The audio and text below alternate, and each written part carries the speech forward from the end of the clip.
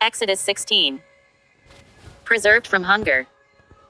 They set out from Elim, and all the congregation of the people of Israel came to the wilderness of Sin, which is between Elim and Sinai, on the 15th day of the second month after they had departed from the land of Egypt. And the whole congregation of the people of Israel murmured against Moses and Aaron in the wilderness, and said to them, Would that we had died by the hand of the Lord in the land of Egypt, when we sat by the fleshpots and ate bread to the full, for you have brought us out into this wilderness to kill this whole assembly with hunger. Then the Lord said to Moses, Behold, I will rain bread from heaven for you, and the people shall go out and gather a day's portion every day, that I may prove them, whether they will walk in my law or not. On the 6th day, when they prepare what they bring in, it will be twice as much as they gather daily. So Moses and Aaron said to all the people of Israel, At evening you shall know that it was the Lord who brought you out of the land of Egypt. And in the morning you shall see the glory of the Lord, because he has heard your murmurings against the Lord. For what are we, that you murmur against us? And Moses said, When the Lord gives you in the evening flesh to eat and in the morning bread to the full, because the Lord has heard your murmurings which you murmur against him, what are we? Your murmurings are not against us but against the Lord. And Moses said to Aaron, Say to the whole congregation of the people of Israel, Come near before the Lord, for he has heard your murmurings. And as Aaron spoke to the whole congregation of the people of Israel, they looked toward the wilderness, and behold, the glory of the Lord appeared in the cloud. And the Lord said to Moses, I have heard the murmurings of the people of Israel. Say to them, At twilight you shall eat flesh, and in the morning you shall be filled with bread, then you shall know that I am the Lord your God. In the evening quails came up and covered the camp, and in the morning dew lay round about the camp.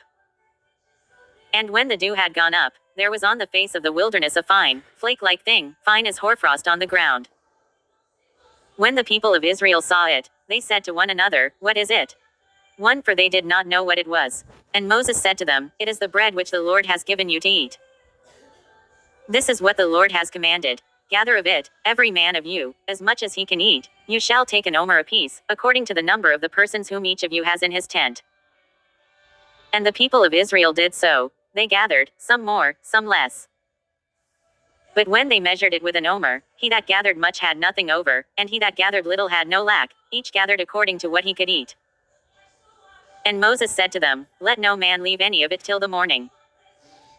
But they did not listen to Moses. Some left part of it till the morning, and it bred worms and became foul, and Moses was angry with them. Morning by morning they gathered it, each as much as he could eat, but when the sun grew hot, it melted.